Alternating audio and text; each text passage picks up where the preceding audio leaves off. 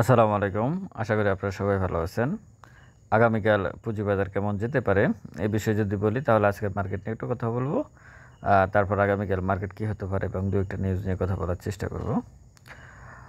আজকের মার্কেটের ৮ পয়েন্টের মতো প্লাস, অবশ্যই এটা পজিটিভ দিক।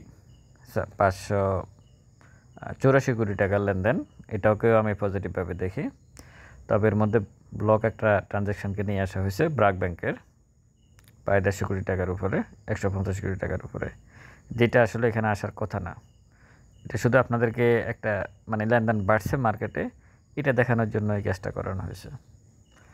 এছাড়া মোটামুটি যা আছে অন্যান্য দিনের মতো মার্কেট যেমন আছে তেমনই চলছে, খুব বেশি কিছু না। টপে যে স্টকগুলো আছে ট্রেডিং স্টক, তো মুভিং অ্যাভারেজের প্রাইস হচ্ছে ৫০১৪ আর মার্কেটের প্রাইস ৫৯৬৪। আজকে যে ক্যান্ডেলটা করছে, ক্যান্ডেলটা যেটা বলতে চাচ্ছে সেটা হচ্ছে আসলে সেলার অ্যাক্টিভ ছিল, উপরে অনেক বড় উইক দেখা যাচ্ছে, সেটা 1 মিনিট চার্টও দেখা যাচ্ছে যে সেলাররা যে অ্যাক্টিভ ছিল, যদিও ইন্ডেক্স পজিটিভ কিন্তু সেলার অ্যাক্টিভ ছিল, এটাই প্রমাণ করে। কিন্তু 1 মিনিট চার্টটা ভালো আছে আজকের। এখানে আমরা যে একটু বড় করে দেখি, লাস্ট যে ট্রেডটা আপনারা দেখতেছেন সবুজ রঙের একটা ক্যান্ডেল, অনেক বড় একটা ক্যান্ডেল, তার মানে অ্যাডজাস্টমেন্টের ট্রেডটা পজিটিভ ছিল। এটা পজিটিভ দিক মার্কেটের জন্য, অন্তত আগামীকালকের মার্কেটের জন্য। আর এর বাহিরে যদি আমি হিস্টোগ্রামের বার নিচে চলে আসি, তাহলে লাল যে ক্যান্ডেলটা সেটা ছোট হয়ে আসতেছে, আস্তে আস্তে খুবই ছোট হয়ে আসতেছে। এটা পজিটিভ দিক।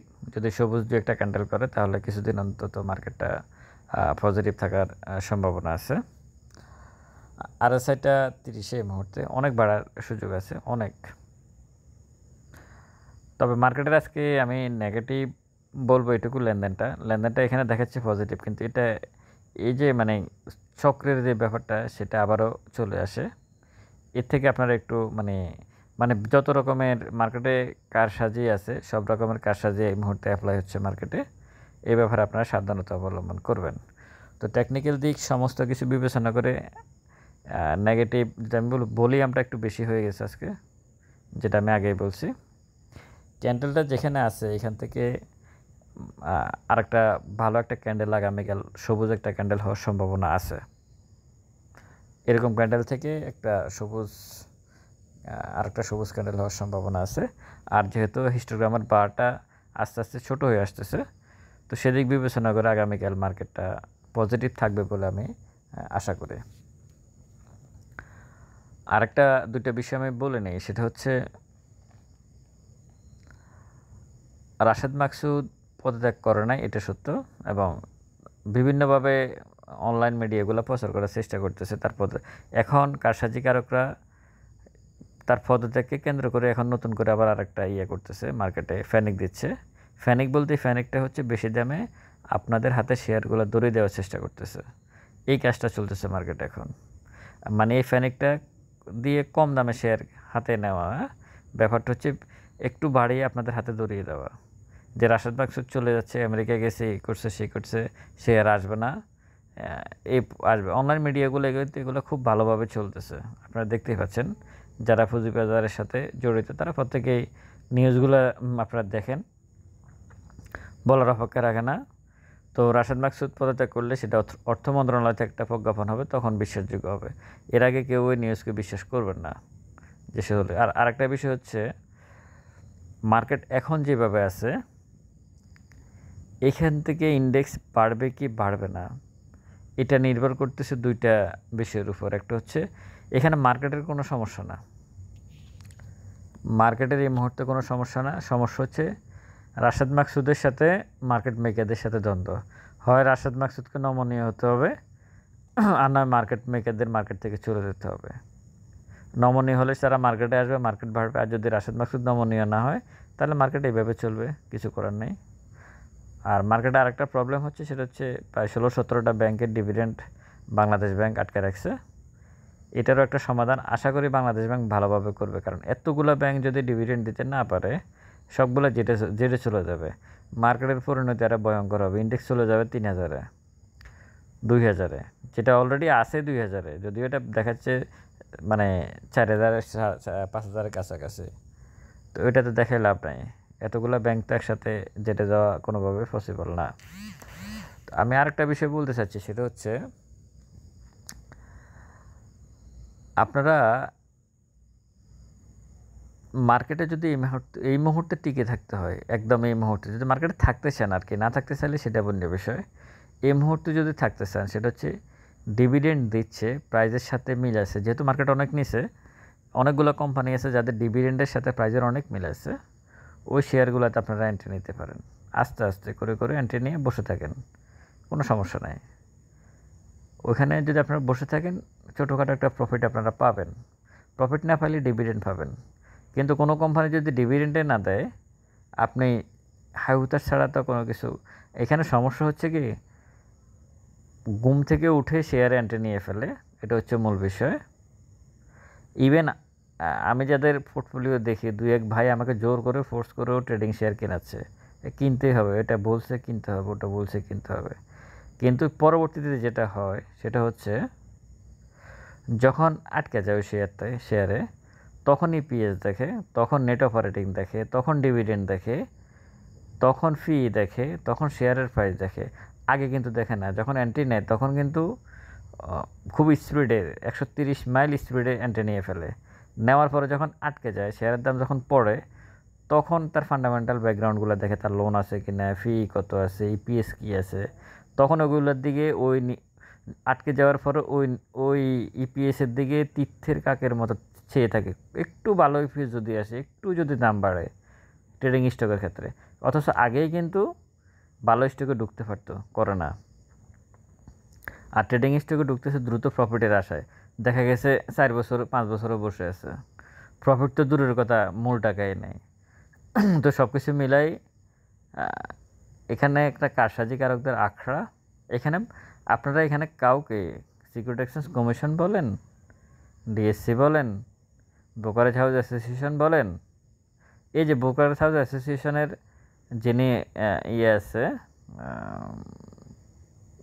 ওনার নামটা কি, সাইফুল ইসলাম সম্ভবত, বা অন্যকে, উনি একটা কথা বলছিল, এই যে 30 তারিখে কমিশন তো এখানেও ব্যর্থ, কমিশন এখানেও ব্যর্থ।